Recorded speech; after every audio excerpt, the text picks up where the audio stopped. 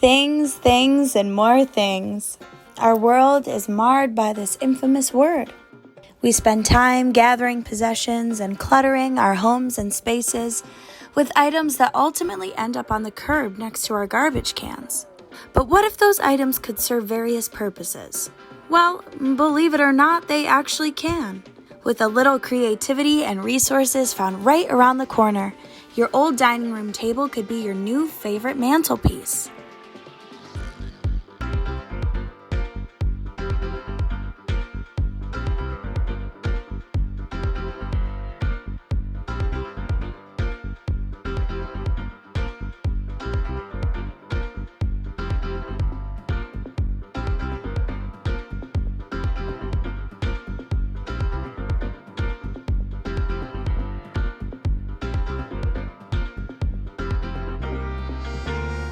Upcycling old furniture is not only beneficial for our environment, but it can also serve as a therapeutic release.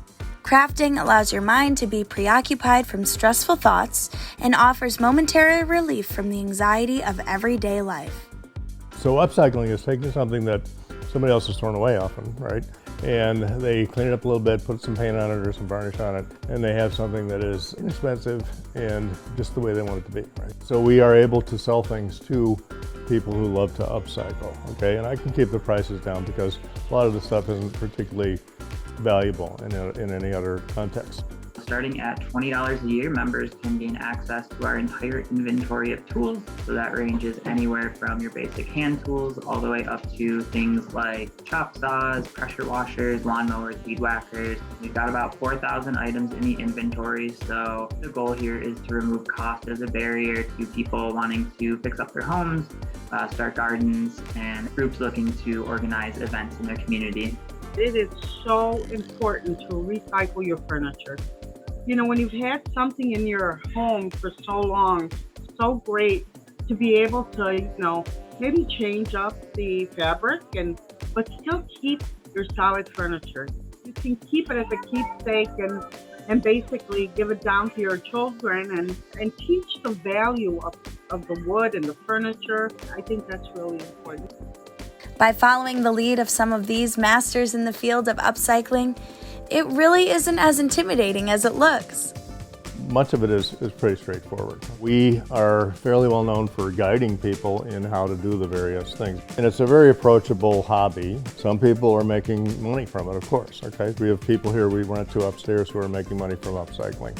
Because again, you buy something or you find it on the curb and then you apply a little bit of creativity and a few inexpensive materials to it, and then you can sell it to somebody else. Not everybody wants to upcycle themselves, so they like the resulting upcycled item because it's different.